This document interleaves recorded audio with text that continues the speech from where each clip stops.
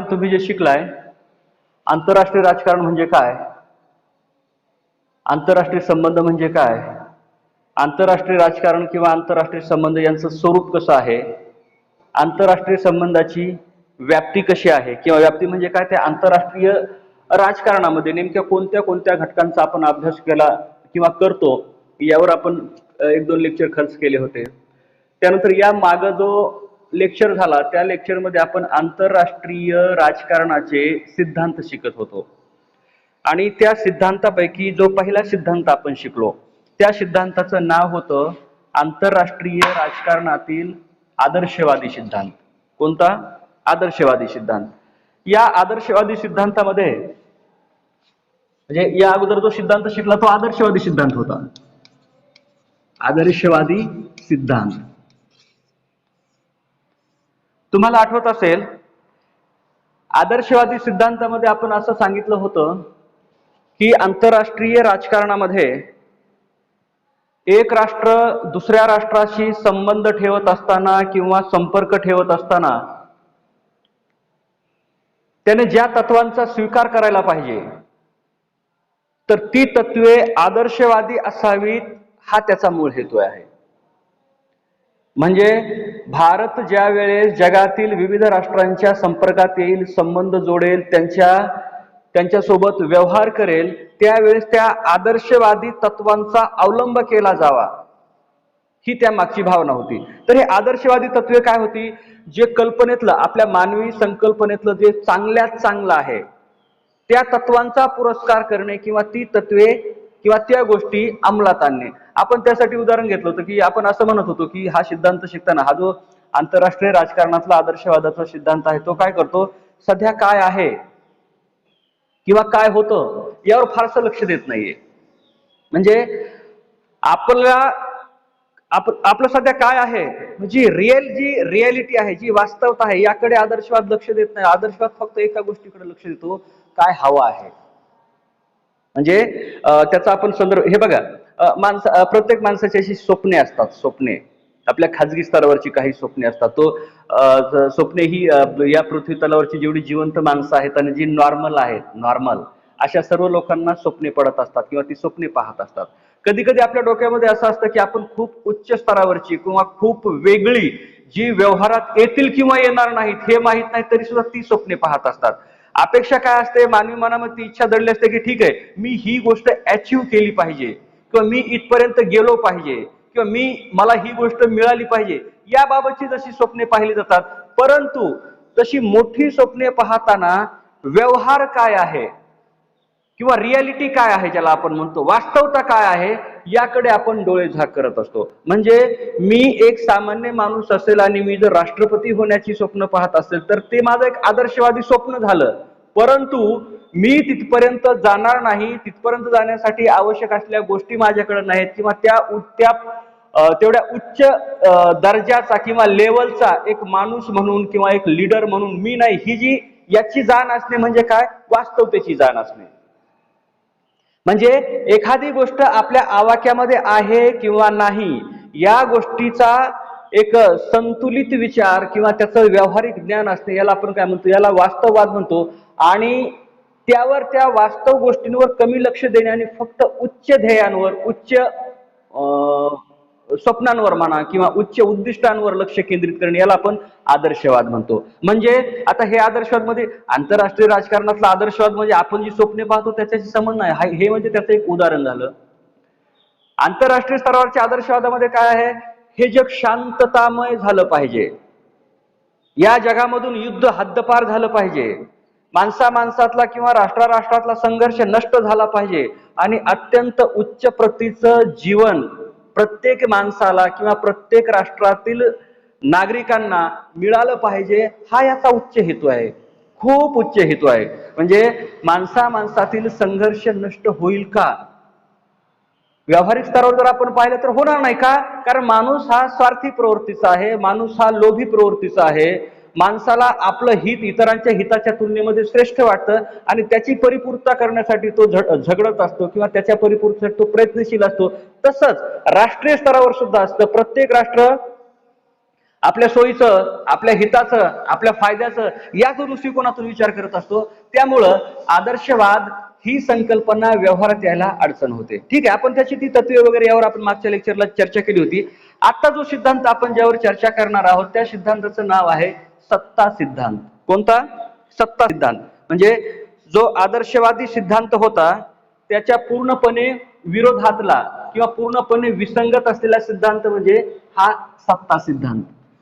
म्हणजे जी तत्वे आदर्शवादाने स्वीकारली होती, जी तत्वे आदर्शवादामध्ये मूलभूत तत्वे म्हणून मान्य केली होती, त्या सर्व तत्वांना विरोध करणारा आणि आपल्या नवीन तत्वांचा स्वीकार करणारा सिद्धांत म्हणजे हा आदर्शवादी सिद्धांत आहे. इथं आता या दृष्टिकोनातून आपण विचार करायचा आहे तो असा, पहिल्या महायुद्धानंतर आदर्शवादाची मांडणी केली गेली जागतिक स्तरावर. या मांडणीच्या मागचा उद्देश काय होता की पहिल्या महायुद्धानंतर जे खूप मोठं नुकसान झालंय अतोनात, ती मानवी हानी झालेली आहे, आर्थिक हानी झालेली आहे, पूर्ण सामाजिक व्यवस्था राष्ट्रांच्या कोलमडलेल्या आहेत आणि असंख्य प्रश्नांना आता सर्व मानवजात किंवा मानवी समूह तोंड देत आहे. म्हणजे युद्ध नकोय म्हणून आदर्शवाद मांडला गेला. परंतु त्याचा परिणाम असा झाला, कितीही आदर्शवादी सिद्धांत मांडले, त्याचा प्रचार केला, प्रसार केला, तरी सुद्धा खूप कमी कालखंडामध्ये दुसरं महायुद्ध घडलं.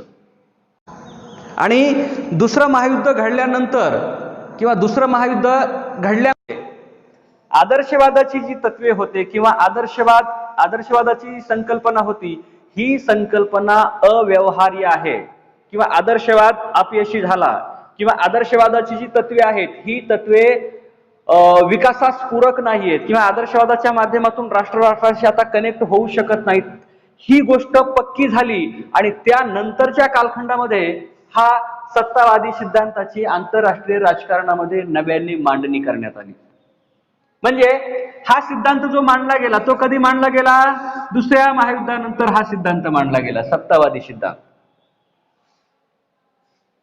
म्हणजे मी तुम्हाला सांगितलं दुसऱ्या महायुद्धानंतर का मांडला गेला, कारण ज्या उद्देशाने आदर्शवाद मांडला होता किंवा जी स्वप्ने उराशी बाळगून जगभर आदर्शवादाचा प्रचार केला जात होता आणि ज्यातून असं ठरवलं जात, ज्यातून असं मान्य केलं जात होतं की अपेक्षा अशी व्यक्त केली जात होती की यापुढे या जगाला संघर्ष पाहण्याची वेळ या जगावर येणार नाही. परंतु काय झालं, दुसरं महायुद्ध झालं आणि पहिल्या महायुद्धापेक्षा भयंकर मानवी संहार, आर्थिक नुकसान, प्रचंड समस्या ह्या जागतिक स्तरावर निर्माण झाल्या आणि मानवाला किंवा मानवी अस्तित्वाला खूप मोठ्या धोक्यामध्ये किंवा त्या धोक्याच्या खाईमध्ये आपण ज्याला म्हणतो तिथं लोटल्या गेलं आणि एक भयंकर म्हणजे तो आदर्शवाद तिथं अयशस्वी झाला असं वाटलं गेलं. म्हणून पुन्हा नव्याने जो दुसरा सिद्धांत प्रचलित झाला किंवा त्याची मांडणी झाली त्याला सत्तावादी सिद्धांत म्हणतो. यालाच पर्यायी नाव वास्तववादी सिद्धांत असं सुद्धा म्हटलं जातं. वास्तववादी, सत्तावादी म्हणजेच काय? वास्तववादी सिद्धांत. आता वास्तववादी सिद्धांत म्हणजे काय? सत्ता हेच वास्तव आहे.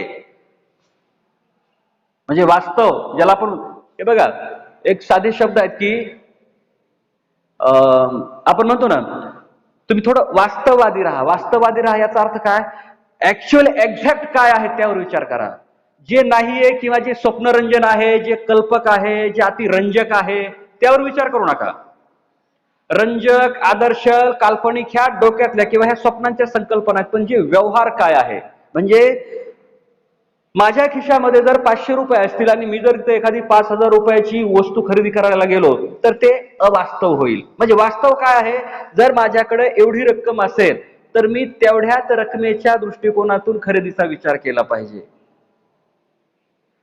आंतरराष्ट्रीय स्तरावर व्यवहार काय सांगतो? वास्तववादी सिद्धांत ज्या ज्या राष्ट्राची जेवढी क्षमता आहे, ज्या राष्ट्राचा ज्या प्रकारचा दर्जा आहे, त्याच पद्धतीने त्या राष्ट्राला आंतरराष्ट्रीय स्तरावर मान सन्मान मिळेल. त्याच दृष्टिकोनातून आंतरराष्ट्रीय स्तरावर त्या राष्ट्राचा एक दर्जा म्हणा किंवा त्याचं स्थान निर्माण होईल. म्हणजे वास्तववादी दृष्टिकोनातून त्याची जेवढी क्षमता तेवढं त्याचं मूल्यमापन होईल, तेवढं त्याचं मोजमाप होईल किंवा त्याची तेवढीच किंमत होईल, असा एका अर्थानं तुम्ही म्हणू शकता. आता हा जो दुसऱ्या महायुद्धानंतर हा वास्तववाद किंवा सत्तावाद मांडला, हा सत्तावादी सिद्धांत मांडताना ज्या प्रमुख विचारवंतांनी त्यावर कार्य केलं किंवा त्याची मांडणी केली, त्यामध्ये नीट्शे होते, त्यामध्ये कॉकमन होते, त्यामध्ये क्विन्सी राईट होते आणि त्यामध्ये सर्वात महत्वाची भूमिका म्हणजे हॅन्स जे मॉर्गेन्था ह्या विचारवंताची आहे. आता मॉर्गेन्था यांनी मांडलेला जो सत्तावाद आहे तोच आपण अभ्यासतो. म्हणजे बाकी विचारवंतांनी जो सत्तावाद मांडला किंवा वास्तववादी सिद्धांत मांडला, त्या सिद्धांताची खऱ्या आणि शास्त्रीय पद्धतीने जी मांडणी केली ती मांडणी कोणी केली? हॅन्स जे मॉर्गेन्था या विचारवंतांनी केली. म्हणजे परीक्षेमध्ये तुम्हाला असाही प्रश्न विचारला जाऊ शकतो, मॉर्गेन्था यांनी मांडलेल्या सत्तावादी सिद्धांताचं स्पष्टीकरण करा. मॉर्गेन्था यांनी लिहिलेल्या किंवा मांडलेल्या सत्तावादी सिद्धांताची उद्दिष्टे म्हणा, लक्षणे म्हणा, वैशिष्ट्ये म्हणा, म्हणजे त्यांच्या नावाने हा प्रश्न विचारला जाऊ शकतो. म्हणजे दुसरा अर्थ मला असं सांगायचं यामधून, जो सत्तावादी सिद्धांत आहे त्यामध्ये सर्वात मोठं काम कोणी केलेलं आहे? मॉर्गेन्था या विचारवंतांनी. म्हणजे मी तुम्हाला जसं की आदर्शवादी सिद्धांत मांडताना मी तुम्हाला सांगितले वुड्रो विल्सन असतील, महात्मा गांधी असतील, त्यांच्या पूर्वीपासून आदर्शवाद जो मांडत आले, ज्यामध्ये प्लेटो असेल, त्यामध्ये जेम्स मिल होते, त्यामध्ये जॉन लॉक होते, त्यामध्ये जीन जॅक्स रुसो होते, ही विचारवंत आहेत ज्यांनी आदर्शवादाचं पारंपरिक दृष्टिकोनातून मोठ्या प्रमाणामध्ये समर्थन केलेलं आहे. आणि वास्तववादी सिद्धांत किंवा हा जो सत्तावादी सिद्धांत आहे त्यामध्ये नीट्शे, कॉकमन, क्विन्सी राईट, हॅन्स जे मॉर्गेन्था ही प्रमुख विचारवंत आहेत. यांच्यासोबत आणखी विचारवंतांनी यावर आपली मतं मांडलीत किंवा त्यावर लिखाण केलेलं आहे. परंतु सर्वात प्रभावी जो सत्तावादी सिद्धांत, ज्यामध्ये सर्वात प्रभावी योगदान किंवा मोठं योगदान आपण कोणाचं मान्य करतो, ते हॅन्स जे मॉर्गेन्था यांचं मान्य करतो. कारण या सिद्धांताची जी तत्वे किंवा उद्दिष्टे आहेत त्यामधलं पहिलं उद्दिष्ट आहे किंवा पहिलं तत्व आहे, उद्दिष्ट म्हणू नका, सॉरी, याला तत्व म्हणा किंवा त्या सिद्धांताच्या धारणा असं आपण म्हणू शकतो. पहिलं तत्व आहे संघर्षाचं, म्हणजे सतत संघर्ष. म्हणजे मॉर्गेन्था यांना असं म्हणायचं आहे की आंतरराष्ट्रीय स्तरावर प्रत्येक राष्ट्राला सतत संघर्ष करावा लागतो. आता सतत संघर्ष म्हणजे काय? असं नाही की तुम्ही आदर्शवादी तत्वांचा स्वीकार केला आहे आणि आदर्शवादानुसार तुम्ही आता खूप शांतपणे, संयमीपणाने आता जीवन जगणार आहात अशी अपेक्षा सोडून द्या, असं मॉर्गेन्थांना म्हणायचं आहे. म्हणजे ह्या पृथ्वी तलावरचं कुठलंही राष्ट्र असेल, कुठलाही देश असेल, तर त्यांना असं गृहीत धरलं पाहिजे की आपल्या सतत संघर्ष करायचा आहे. आता हा संघर्ष कशासाठी आहे?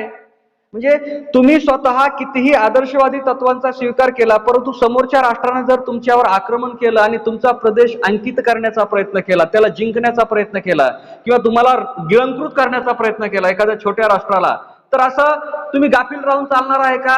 नाही चालणार, हे मॉर्गेन्थाला म्हणायचं आहे. म्हणजे तुमचं अस्तित्व टिकण्यासाठी, तुमचं अस्तित्व कायमस्वरूपी टिकवून ठेवण्यासाठी प्रत्येक राष्ट्राने सतत संघर्षमय भूमिकेमध्ये असलं पाहिजे.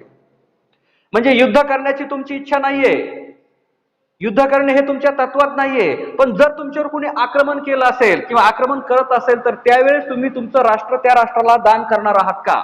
नाहीये. तर याचा अर्थ असा आहे की प्रत्येक राष्ट्र हे सतत संघर्षमय स्थितीमध्ये असतं. प्रत्येक राष्ट्राचा संघर्ष हा भीतीपोटी संघर्ष असतो, तो स्वार्थापोटी संघर्ष असतो, तो सत्ता प्राप्त करण्यासाठी संघर्ष असतो आणि ही संघर्षमय परिस्थिती ही सतत आणि कायमची सुरू असते. आता इथला जो संघर्ष आहे, इथं संघर्ष कशासाठी आहे? प्रत्येक राष्ट्राला सत्ताधीश बनायचं आहे. सत्ताधीश म्हणजे या अर्थाने घ्या की प्रत्येक राष्ट्राला आपली सत्ता वाढवायची आहे.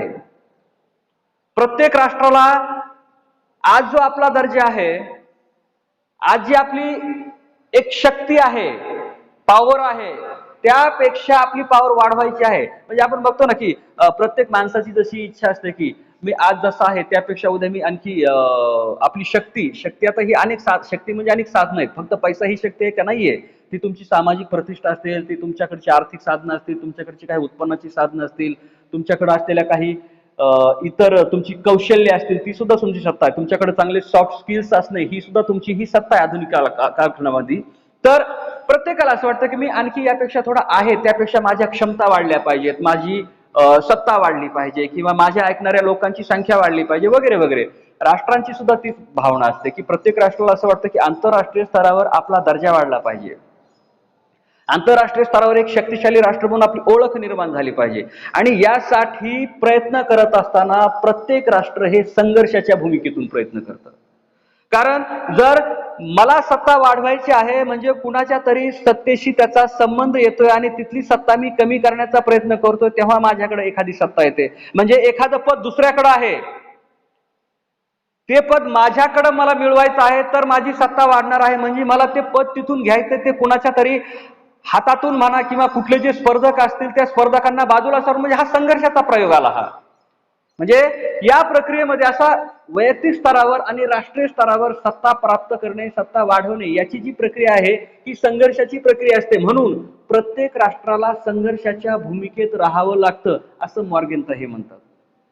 दुसरा मुद्दा काय आहे? राष्ट्रहिताचा आणि परराष्ट्र धोरणाचा संबंध जोडला जातो ह्या वास्तववादी सिद्धांतामध्ये. नीट ऐका, आपलं जे परराष्ट्र धोरण आहे ते परराष्ट्र धोरण हे आपल्या राष्ट्रीय हिताशी जोडले जातं. तुम्ही पहा, समजा भारताचं परराष्ट्र धोरण, आता भारताच्या परराष्ट्र धोरणाची काही तत्वे असतात. ही तत्वे ठरलेली आहेत. काय? भारत हे एक शांतता प्रधान राष्ट्र आहे, म्हणजे ह्या जगभरामध्ये युद्ध होणार नाही. भारत हा अलिप्तवादी भूमिकेमध्ये राहील. भारत हा आपल्या संस्कृतीचं संवर्धन करण्यासाठी प्रयत्न करेल. भारत हा शांतता, अहिंसा, सत्य याचा प्रचार प्रसार करत राहील. ही तत्वे ठरलेली आहेत. मग कुठल्याही राष्ट्राची ही म्हणजे फक्त एवढीच नाही, त्यानंतर भारताच्या परराष्ट्र धोरणाच्या तत्वांमध्ये मग आपलं राष्ट्रीय हित वाढवणे वगैरे, राष्ट्रीय हित वाढवणे ते प्रत्येक राष्ट्राच्या परराष्ट्र धोरणाचं प्रमुख तत्व असतं. मग इथं काय आहे? मॉर्गेन्ता असं म्हणतात की प्रत्येक राष्ट्राने जी तत्वे स्वीकारायची आहेत परराष्ट्र धोरणाशी, म्हणजे परराष्ट्र धोरण म्हणजे काय? एका राष्ट्राचा दुसऱ्या राष्ट्राशी असलेला व्यवहार, हा व्यवहार करत असताना ज्या घडामोडी घडतात, जी तत्वे असतात, त्या राष्ट्रांनी स्वीकारलेले जे विचार असतात, ज्या वेगवेगळ्या कृती होतात, ह्या सर्व गोष्टींना आपण परराष्ट्र धोरण म्हणतो. मग मॉर्गेन्ता असं म्हणतात की ह्या परराष्ट्र धोरणाचा संबंध हा राष्ट्रहिताशी जोडणे आवश्यक आहे किंवा तो जोडला पाहिजे. म्हणजे तुम्ही दुसऱ्या राष्ट्रांशी व्यवहार करताय पण त्यामध्ये तुमचं राष्ट्रहित साध्य होत नसेल तर ते अत्यंत चुकीचं आहे किंवा ते वास्तवतावादी सिद्धांताच्या विरोधातलं आहे. आणि तसं आधुनिक दृष्टिकोनातून जर पाहिलं, आज आपण जर पाहिलं किंवा विचार केला तर आपल्या स्पष्टपणे असं दिसून येईल की प्रत्येक राष्ट्र जे विविध राष्ट्रांशी संपर्क किंवा संबंध प्रस्थापित करत आहे त्याचा अर्थ असा आहे की त्या संबंधाच्या माध्यमातून काही गोष्टी आपल्याला मिळल्या पाहिजेत किंवा आपल्या राष्ट्रातील लोकांना त्याचा फायदा झाला पाहिजे, त्यातून आपल्या कुठल्या तरी एखाद्या क्षेत्राचा विकास झाला पाहिजे, ही भावना निश्चितपणे त्यामागे कार्यरत असते. मॉर्गेन्ता यांना असं म्हणायचं आहे की हे संबंध प्रस्थापित करत असताना राष्ट्रहित याच्याशी परराष्ट्र धोरणाची सांगड घालणं आवश्यक आहे. आणि जर अशी सांगड घातली तर त्या राष्ट्राच्या सत्तेमध्ये वाढ होईल आणि ते सत्तावादी किंवा वास्तवतावादी सिद्धांताशी संबंधित असेल. दुसरं तत्व आहे ह्या सिद्धांताचं, भावना, नीतिमत्ता किंवा विशिष्ट तत्वे या गोष्टींना वास्तववादी सिद्धांतामध्ये कुठल्याही प्रकारचं स्थान नाही. बघा, आता हा इथं तुम्हाला हा मुद्दा लक्षात येईल की जसं की आदर्शवादी सिद्धांतामध्ये काय आहे? राष्ट्राची नैतिकता, राष्ट्राची तत्वे. म्हणजे ही नैतिकता तत्वे म्हणजे काय? परस्पर सहकार्य, परस्पराविषयी आपुलकी, सामूहिक जीवन किंवा सामूहिक विकास ह्या ज्या संकल्पना किंवा आंतरराष्ट्रीय तत्वे, आंतरराष्ट्रीय कायदा, मानवी हित, मानवी शांतता, म्हणजे अशा ह्या तत्वांच्या दृष्टिकोनातून आदर्शवाद पुढे चालत राहतो. पण वास्तवात काय म्हणतोय? नीतिमत्ता, भावना किंवा विशिष्ट तत्वे यांना तो अजिबात स्थान देत नाही. म्हणजे भावनिकतेला इथं स्थान नाहीये. इथं स्थान कशाला आहे? व्यावहारिकतेला आहे. म्हणजे भावनेच्या भरात जाऊन तुम्ही एखादा वेगळा निर्णय घेणे ज्यातून राष्ट्राचं हित साध्य होत नाही, तर अशा कुठल्याही भावनेला वास्तववाद किंवा सत्तावाद स्थान देत नाही. भावना, नीतिमत्ता आणि तत्वे यांना दुय्यम स्थान द्यायचं म्हणजे काय? याच्या अगोदर काही गोष्टींना स्थान द्यायचं म्हणजे ती कुठली? राष्ट्रहित, राष्ट्रशक्ती, राष्ट्राचा विकास, ह्या प्राधान्य याला द्यायचंय आणि दुय्यम स्थान किंवा त्याचा विचारच केला जाणार नाही. हे तर कशाचा? भावनेचा, नीतिमत्तेचा, तत्वांचा. आपण म्हणतो ना, भावना ही भावना असते, भावना काही आपला व्यवहार चालवत नसते. नीतिमत्ता ही नीतिमत्ताच असते. ती तुमच्या जीवनशैलीचा एखादा भाग असू शकते, परंतु ती एखाद्या समस्येवर तोडगा असू शकत नाही. किंवा तुमच्या भावना खूप श्रेष्ठ आहेत, नीतिमत्ता खूप उच्च दर्जाची आहे, त्याचं बाजारामध्ये काही विशेष मूल्य असेल असं आपल्याला ठामपणे म्हणता येत नाही. म्हणजे तुम्ही किंवा मी, आपण जर रस्त्यावर गेलो आणि माझ्या मनामध्ये खूप चांगल्या भावना आहेत म्हणून सरकारने मला नोकरी द्यावी, किंवा माझी नीतिमत्ता खूप चांगली आहे मग सरकारने माझ्यासाठी एखादी अशी योजना राबवावी, असं होतं का? नाही होत. म्हणजे एखादा माणूस खूप भावनाशील आहे, एखादा माणूस खूप नीतिमान आहे, त्याची खूप उच्च दर्जाची त्याच्याकडे तत्वे आहेत, ठीक आहे, तो त्याचा जगण्याचा एक भाग झाला, तो त्याच्या जीवनशैलीचा एक भाग झाला, तो त्याच्या व्यक्तिमत्वाचा एक भाग झाला, परंतु त्याच्या आधारे व्यावहारिक स्तरावर त्याला काहीतरी वेगळं मिळेल असं आपण सांगू शकत नाही. म्हणजे विचार, नैतिकता, भावना याचं कुठलंही मूल्यमापन होणार नाही, त्या कुठल्याही एखाद्या एककानं मोजता येणार नाहीत, त्या अदृश्य स्वरूपाच्या आहेत. म्हणून आंतरराष्ट्रीय राजकारणामध्ये त्यांना तेवढं स्थान मिळायला नको, किंवा त्या दुय्यम असतील. स्थान कशाला मिळेल? आपलं हित, आपला स्वार्थ, आपली सत्ता ज्या मार्गाने आपला प्राप्त होणार आहे किंवा ज्या मार्गाने आपल्याला ती भेटणार आहे त्याच गोष्टींना आपण स्थान दिलं पाहिजे, असं काय त्या वास्तववादी सिद्धांतामध्ये मॉर्गेंटा यांनी सांगितलं आहे. फायद्यासाठी बळाचा वापर आदर्शवादाच्या पूर्णपणे विरोधात. म्हणजे आदर्शवाद म्हणतो स्वार्थ साधू नका, आदर्शवाद असं सांगतो बळाचा वापर करू नका, युद्ध होऊ देऊ नका, संघर्ष होऊ देऊ नका. वास्तववाद काय सांगतो? नाहीये, तुम्हाला तुमचा फायदा साध्य करावा लागेल. आणि हा फायदा कसा साध्य करावा लागेल? अगदी हा फायदा सहजपणे साध्य होणार आहे का? नाही होणार. तर यासाठी तुम्हाला शक्तीचा, सामर्थ्याचा, बळाचा वापर करावा लागेल. आता बळाचा वापर करण्याचा अर्थ आपण घेतो, बळाचा वापर तुम्हाला तिथं युद्ध छेडावं लागेल, तुम्हाला तिथं लष्करी शक्ती दाखवावी लागेल, तुम्हाला तिथं आणखी कुठल्या तरी माध्यमातून त्या समोरच्या राष्ट्रावर दडपण आणावं लागेल, त्याला तुमच्यापासून भीती वाटते यासाठी काही कृती कराव्या लागतील. तसा बळाचा वेगवेगळ्या माध्यमातून वापर करावा लागेल आणि त्या माध्यमातून त्या राष्ट्राची भूमिका तुमच्या सोयीनुसार बनवावी लागेल. म्हणजे तुम्ही स्वार्थ साधणार आहात, म्हणजे कशा पद्धतीने स्वार्थ साधणार आहात की समजा एखाद्या राष्ट्राकडून तुम्हाला एखादी गोष्ट मिळवायची आहे, मग तुम्ही काय करणार आहात? तुम्ही म्हणजे ते दुसरं राष्ट्र, समोरचं मोठं राष्ट्र काय करणार आहे? बळाचा वापर करणार आहे. कशासाठी? त्याच्या वर्तनामध्ये बदल घडणार आहे, वर्तनात बदल घडून येणार आहे. आणखी एक महत्वाचा मुद्द्यावर आपण चर्चा करतोय. याचं जे तत्व आहे ते काय आहे? सत्ता हेच साधन आहे आणि सत्ता हेच साध्य आहे. सत्ता हेच साध्य आहे आणि सत्ता हेच साधन आहे. आता याचा शब्दशः बघा, ही एक शाब्दिक कोटी असल्यासारखं तुम्हाला वाटतं. आता साध्य आणि साधन काय प्रकार असतो? समजा तुम्हाला कलेक्टर व्हायचंय, विचार करू शकता, होऊ शकता, सर्वांना समान संधी आहे. मग कलेक्टर व्हायचं ही काय छोटी गोष्ट आहे का? खूप मोठी गोष्ट आहे. मग ते काय आहे? ते तुम्ही ठरवलेलं तुमचं ते साध्य आहे. म्हणजे तुमच्या आयुष्यातल्या एका विशिष्ट टप्प्यावर तुम्हाला ते साध्य, ती गोष्ट साध्य करायची, ती म्हणजे काय? तुम्हाला कलेक्टर व्हायचंय, ते झालं तुमचं साध्य. परंतु कलेक्टर होण्यासाठी ज्या ज्या मार्गाने तुम्ही जाणार आहात, ज्या ज्या गोष्टींचा आधार घेणार आहात, त्या सर्व गोष्टींना आपण काय म्हणतो? साधनं म्हणतो आपण. म्हणजे ठीक आहे, कलेक्टर कुणालाही होता येतं का? नाही होता. कलेक्टर होण्यासाठी अगोदर तुम्हाला पदवी मिळवावी लागते, एखाद्या मान्यता प्राप्त आपल्या देशातील विद्यापीठाची तुमच्याकडे पदवी असावी लागते. तर ती पदवी एक तुमचं काय झालं? साधन झालं. कुठं? त्या तुमच्या साध्याकडे जाणारं ते साधन झालं. त्यानंतर तुम्हाला जो एका विशिष्ट पद्धतीने करावा लागणारा जो अभ्यास आहे, ते अभ्यास करण्याची प्रक्रिया, हे काय झालं? हे तुमचं साधन झालं. म्हणजे त्या साधनांचा आधार घेऊन तुम्ही साध्यापर्यंत पोहोचणार आहात. मॉर्गेंटाचा सिद्धांत काय म्हणतो?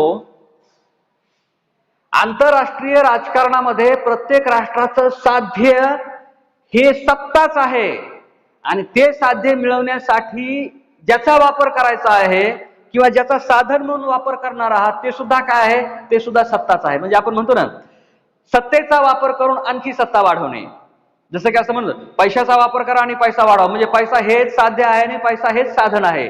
म्हणजे पैशाची गुंतवणूक पैसा वाढवणे, पुन्हा पैसा तो गुंतवणे, पुन्हा पैसा वाढवणे. म्हणजे इथं काय साध्य, म्हणजे कशासाठी पैसा गुंतवायचा आहे, पैसाच मिळवण्यासाठी पैसा गुंतवायचा. म्हणजे पैसा हेच साधन आणि पैसा हेच साध्य. म्हणजे या दृष्टिकोनातून या सिद्धांतामध्ये असं म्हटलं जातं, सत्ता हेच तुमचं साधन आहे आणि ते कुठपर्यंत पोहोचवण्याचं साधन आहे, साध्यापर्यंत. आणि साध्य काय आहे, साध्य सुद्धा सत्ताच आहे. म्हणजे आणखी सत्ता मिळवायची.